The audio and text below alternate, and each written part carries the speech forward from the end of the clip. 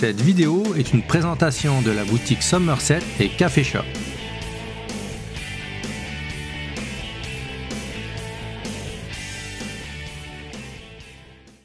Hey, salut tout le monde, ici Vincent et Yannick. Bienvenue sur la chaîne Le Temps d'un jeu et c'est la dernière semaine où on fait tirer des jeux pour le temps des fêtes et le dernier jeu qu'on vous présente c'est le Sur les traces de Marie Curie. Donc Sur les traces de Marie Curie, c'est un jeu de 2 à 4 joueurs pour une durée de 20 à 40 minutes et grosso modo pour vous résumer les mécaniques du jeu, c'est un jeu de course de points. Donc, Yannick va vous expliquer tantôt les règles de jeu et on vous rappelle en même temps de rester jusqu'à la fin de la vidéo parce qu'on vous donne en fait le gagnant du tirage pour le jeu qu'on vous a présenté la semaine dernière, The Veil of Eternity, qui était, soit dit en passant, un excellent jeu qu'on a eu la chance de découvrir. Donc, restez jusqu'à la fin pour le gagnant et en même temps, on va vous donner les modalités du concours pour pouvoir gagner la copie de Sur les traces de Marie Curie. Donc, on vous revient après le générique.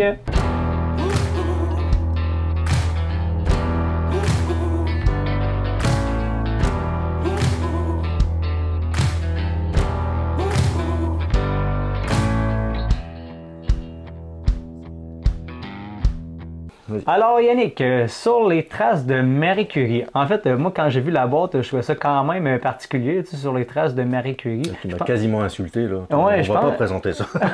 je pense que j'ai osé poser la question, c'était qui Marie Curie? Je m'excuse à la maison si de mon ignorance, là, mais veux-tu nous expliquer dans le fond ouais.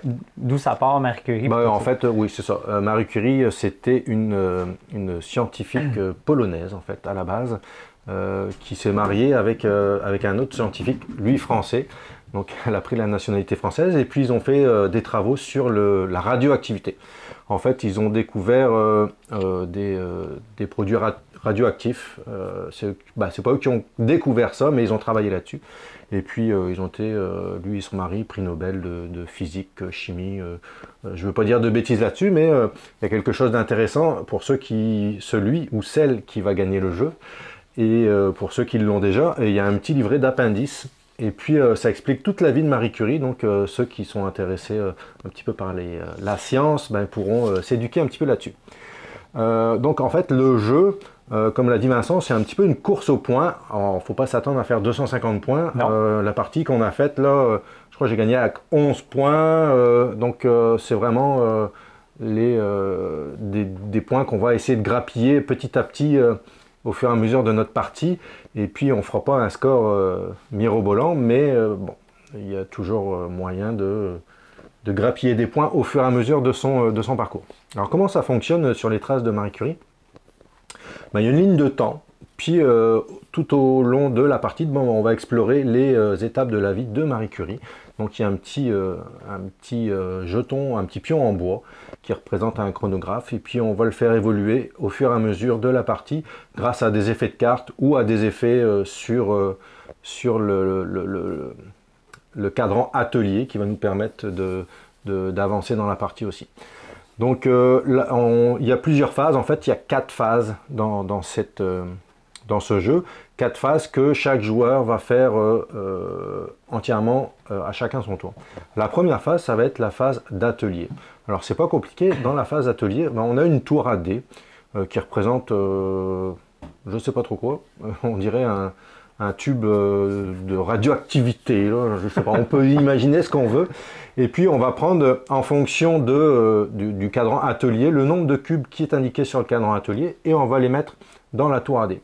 Donc quand on les met dans la tour à dés, il y en a un certain nombre qui vont sortir, puis il y en a un certain nombre qui vont être retenus, comme on a ce principe-là dans, par exemple, Frostpunk, oui, où il y avait une énorme tour à dés, puis on mettait des cubes dedans aussi, il y en a qui sortaient, il y en a qui restaient, mais c'est le même principe. Et puis, donc, une fois que cette phase-là est faite, c'est la première phase, c'est vraiment pas compliqué, on va passer à la deuxième phase qui est la phase de recherche. Donc on va commencer nos recherches sur la radioactivité et puis on va avoir 2 choix en fait. Ou alors on récupère des ressources. Donc les ressources qui sont représentées par des petits cubes de couleur noir, gris et jaune. Or, oui, or, argent et or en fait. Et donc le noir, c'est le Pleschenbel, si je ne me trompe pas. Donc c'est le produit brut sur lequel va être extrait l'uranium et le radium. Et puis les cubes gris et rouges, je ne voudrais pas dire lequel est lequel, mais en fait il y en a un qui est le radium et il y en a un qui est l'uranium. Il me semble que c'est le jaune, l'uranium. Donc on va pouvoir récupérer ces ressources. Ou alors, si on ne veut pas récupérer ces ressources, on a une autre possibilité, on va laisser les ressources là, on va les laisser sur la table pour le prochain joueur, et on va pouvoir faire écrire, en fait, rédiger une thèse. Donc les thèses, ce sont des petites tuiles qui sont face cachée sur le plateau en commun. On va prendre une tuile, puis on va la mettre sur notre plateau, puis cette tuile thèse va nous donner un bonus qu'on va pouvoir récupérer tout de suite. Ça, c'est la phase de recherche. La troisième phase, c'est la phase d'expérimentation. Donc, on a fait nos recherches sur la radioactivité et là, on va expérimenter nos recherches. La première phase en expérimentation, donc ça, c'est des phases qu'on va pouvoir répéter autant de fois qu'on veut, autant de fois qu'on a la possibilité de le faire, sauf une des phases qui est acheter une carte activité. Donc, ces cartes activité, il y en a 4 différentes. Qu'on va pouvoir, quand on l'achète, donc grâce à du Pleschenbel, de l'uranium ou du radium, en fonction de la carte, ça va être plus ou moins cher. On va payer ces petits cubes-là pour pouvoir acheter une carte activité, puis on va la mettre sur notre plateau. En fonction de la carte, on va pouvoir en avoir plusieurs, de 3 à 5 en fonction de la carte qu'on a. Il y a des cartes bibliothèques, il y a des cartes université qu'on va pouvoir acheter. Et au fur et à mesure qu'on va avoir qu'on va augmenter notre nombre de cartes, ben, ça va nous donner aussi des bonus. Si on en a une, ça va nous donner tel bonus. Si on en a deux, ça va nous donner tel bonus. Et puis on va pouvoir récupérer de cette façon-là, ou alors des cubes, ou alors des thèses. Ça peut être des thèses, ça peut être avancé sur la ligne de temps. Enfin, il y a vraiment plusieurs bonus possibles. La deuxième, ça va être transformer des ressources. Donc les ressources, si on a pris des ressources de la tour à cube, en fait, on va pouvoir les transformer. Donc il y a un petit aide sur notre plateau joueur qui nous indique quelles ressources on peut transformer pour quelles ressources. De mémoire, on pouvait transformer deux cubes noirs pour un cube, jaune.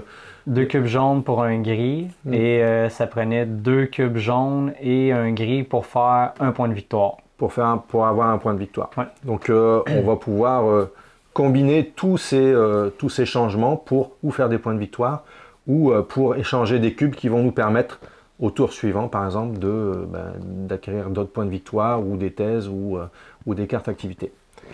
Ça, on peut le faire autant de fois qu'on veut, autant de fois qu'on veut faire de changements de transformation de ressources, en fait. La troisième phase, ça va être valider une ou plusieurs tuiles, en fait. Donc il faut savoir que on va pouvoir, au fur et à mesure de la partie, acquérir, donc c'est des petits béchers, donc les petits récipients qui servent à mélanger en chimie, là, ou alors des petits ballons, là, les petits ballons qui servent, c'est indiqué d'ailleurs dans le jeu, des petits ballons qui servent à chauffer en fait uniformément les produits qu'on met en chimie. Ouais. Donc ces petites tuiles, on va les poser sur notre plateau, donc on va les acquérir au fur et à mesure grâce à la ligne de temps ou alors par des effets de cartes, et puis il va falloir les valider. Donc pour valider ces tuiles, on a des conditions à avoir. Par exemple, ça peut être si on a 2 cubes gris, eh bien on va avoir une thèse. Je dis ça, c'est pas forcément ça. Mais... En fait c'est juste quand on a soit les béchers, soit les ballons, si on a des cubes à mettre de nos ressources sur ceux-là, on les valide, puis ça peut nous donner, il y a des trucs qui nous donnent des avantages, oui. Ou s'ils nous donnent pas d'avantages, le fait de les construire ou de les valider, ben on revire les tuiles de l'autre côté. Puis si on a des béchers, ça nous permet de prendre plus de cubes lors de la phase de ressources, quand on met nos cubes dans la tour. Et si on réussit à valider des ballons, ça nous permet de, quand on prend ces ressources-là, d'en garder davantage dans notre... comment on l'appelle? Dans notre Erlenmeyer. Ce mot-là, ce Erlenmeyer, c'est ça, Erlenmeyer, on peut en garder encore plus, fait que ça nous permet, vu qu'on en garde plus, de trader davantage des ressources pendant que tu en as des plus forts pour aller chercher des meilleures cartes, pour Vous comprenez le principe. Donc, et quand on réussit à valider sur la même ligne un bêcheur et un ballon, combinés ensemble, non seulement ça donne les avantages, mais ça donne un point de victoire. Oui. Tu sais, les points de victoire, comme tu disais, on n'en fait pas une tonne parce que des fois, on peut les retrouver une fois de temps en temps sur les cartes activités qu'on peut prendre. On peut les avoir sur les tuiles quand on réussit à les faire combiner ensemble, bêcheur et ballon. Et on peut avoir aussi un point de victoire lorsqu'on réussit à avoir deux cubes jaunes et un cube gris. Mais ça se fait pas, se fait pas de même. Il faut réfléchir à son affaire un petit peu quand même. C'est pas un gros casse-tête, là, mais ça demande un petit peu de réflexion. Parce qu'il faut savoir, tu disais qu'on peut augmenter le nombre de cubes qu'on prend et puis le nombre de cubes qu'on peut garder. Oui. Parce qu'en début de partie, on a droit de prendre uniquement 3 cubes et d'en garder 3 à la fin de son tour. On peut en avoir 6 pendant notre tour si on veut, mais à la fin de notre tour, au début de la partie, on ne peut en garder que 3. Donc au fur et à mesure de la partie, si on valide des béchères, comme tu le disais, on va pouvoir en prendre plus. Donc un bécher validé, ça va être un cube de plus. On peut en avoir jusqu'à 6 maximum. Et puis les ballons, à chaque fois qu'on a validé un ballon, on peut en garder un de plus. Donc c'est ça. Donc au fur et à mesure, plus on va pouvoir choisir de cubes et en garder, forcément ça va augmenter nos possibilités durant nos tours. Et quand on avance en fait sur la ligne du temps, sur la ligne du temps, des fois il y a certains effets. Ça peut être exemple, de défausser toutes les cartes qu'on voit dans les cartes activités pour en mettre des nouvelles. Ça peut être si exemple tu as un cube gris en ta possession, tu pourrais l'échanger contre un point de victoire. Ou il y a différents effets. Fait que vu que tu vois toute la ligne du temps, tu peux préparer en fait certains tours d'avance pour t'assurer d'avoir les ressources sur certaines choses pour avoir les bonus associés à la ligne du temps. Là. Oui. Fait que non, j'ai quand même trouvé ça très bien. Comme Yannick il disait, non, c'est pas un jeu qui est très compliqué, c'est léger, même léger familial. Là, oui, c'est ça, oui, c'est abordable, c'est un 10 ans et plus. Donc on peut jouer facilement avec des jeunes enfants. Là. Puis oui, la première fois quand on dit on va aller, on va essayer Marie Curie, souvent moi, la thématique me disait rien. Des fois, souvent avec j'ai découvert ça avec Yannick, là, des fois il y a des boîtes de jeu, oh boy, il me semble que. Mais au final, c'est vraiment j'ai vraiment aimé le jeu, j'aimais ça dans les phases où c'est qu'il y a plusieurs actions, il n'y a pas d'ordre dans lesquels le faire, tu peux les faire autant de fois que tu veux. Est-ce qu'il y a beaucoup d'interactions entre les joueurs? Non, tu fais tes choses sur ton petit plateau. Puis je trouvais que les plateaux de joueurs étaient quand même bien faits. Bien sûr que nous autres, on les aurait aimés plus encavés, mais pour le prix... Un petit plateau encavé, là, ça aurait été beau. Mais pour le prix du jeu, les plateaux de joueurs, ils sont quand même vraiment très bien. Très bon rapport qualité-prix. Non, vraiment, j'ai vraiment aimé le principe du jeu. C'était pas à la base une thématique qui m'intéressait, mais quand j'ai joué, finalement, ça fait du sens, ce qu'on est en train de faire. Là. Pour en revenir au jeu, en fait, dans la dernière phase d'expérimentation, on peut, si on le veut, si on a les capacités de le faire, valider notre tuile objectif. Parce qu'au début de partie, chacun au hasard va avoir une tuile objectif, puis on peut la valider. La valider, ça va nous donner aussi des points de victoire. Et enfin, la dernière phase, c'est la phase de repos. Donc, on va valider si, en fonction du nombre de ballons qu'on a, est-ce qu'on a trop de cubes dans notre Erlenmeyer. Si on en a trop, on va devoir défausser. Et puis, on va avancer le cercle atelier pour passer ensuite au joueur suivant qui va faire exactement les mêmes phases. Donc, Puis j'ai pas détesté le principe de la tour parce qu'au final, des fois, tu pouvais, dans les premiers tours, exemple, tu mettais quelques cubes, des fois, tu pouvais sortir avec juste 2 cubes, là, tu ne pouvais pas faire grand-chose, mais après ça, le prochain pouvait ramasser comme plein de cubes, puis là, il ne pouvait pas toutes les sélectionner parce que tu peux en avoir soit 3 ou 4, dépendamment où tu étais rendu dans le jeu, fait que ça en laissait pour la... tu avais des choix à faire, fait qu'inévitablement, même si tu avais plein de cubes que tu pouvais utiliser, peut-être que vu que tu peux pas toutes les prendre, mais ça allait aussi avantager ton voisin aussi. Fait que, non, tu peux mettre juste 2 cubes noirs, tu dis j'ai juste 2 cubes noirs à mettre, puis il y a peut-être des cubes or ou argent qui sont coincés là-dedans, puis en le mettant, ça va être débloqué. Donc ton choix va être peut-être meilleur que ce que tu pensais. Donc il y a une part de hasard aussi, évidemment, sur cette phase-là. Puis après, c'est un petit peu plus de la stratégie, comment je vais gérer mes cubes et comment je vais gérer la façon de les utiliser pour marquer des points, parce que, comme tu disais, c'est une course aux points. Là. On ne marque pas énormément de points, donc chaque point est important. Oui, Ben, ça a quand même fini serré. C'est pas comme si tu avais 15 points d'avance. Non, c'est ça. C'était vraiment très serré. Donc, Marie Curie a un bon petit jeu à découvrir. Puis ça donne bien parce qu'on le fait tirer. Pour pouvoir participer au tirage, ça va être important de vous abonner à la chaîne Le Temps d'un jeu, de liker la vidéo en cliquant sur le petit pouce bleu et de répondre à la question suivante pour avoir le jeu. Comment s'appelle le mari de Marie Curie? Donc, ça va être important de le mettre en commentaire pour pouvoir gagner le tirage du jeu sur les traces de Marie Curie.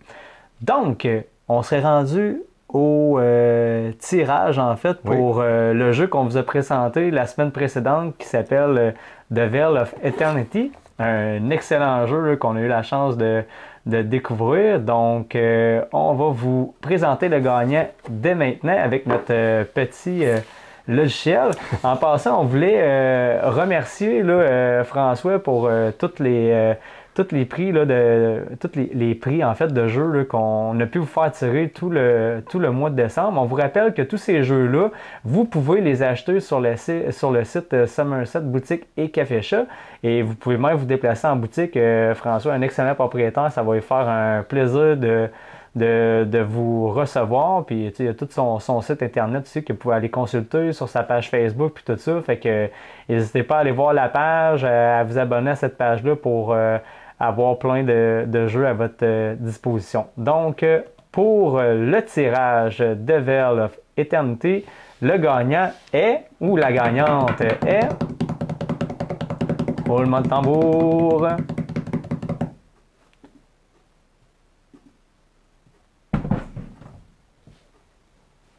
On y va, c'est parti. Virginie Gagnon, donc, qui avait répondu à la question en nous disant que Château Combo, c'était son jeu préféré sur la thématique des jeux médiévaux. Donc félicitations Virginie, tu vas pouvoir rentrer en contact avec nous en nous écrivant à l'adresse courriel qui est en dessous de la vidéo. Et on va t'expliquer les modalités pour recevoir ton jeu. Félicitations encore, un beau cadeau de fin d'année. Pour notre dernière vidéo aussi de l'année, donc on va passer à une nouvelle année.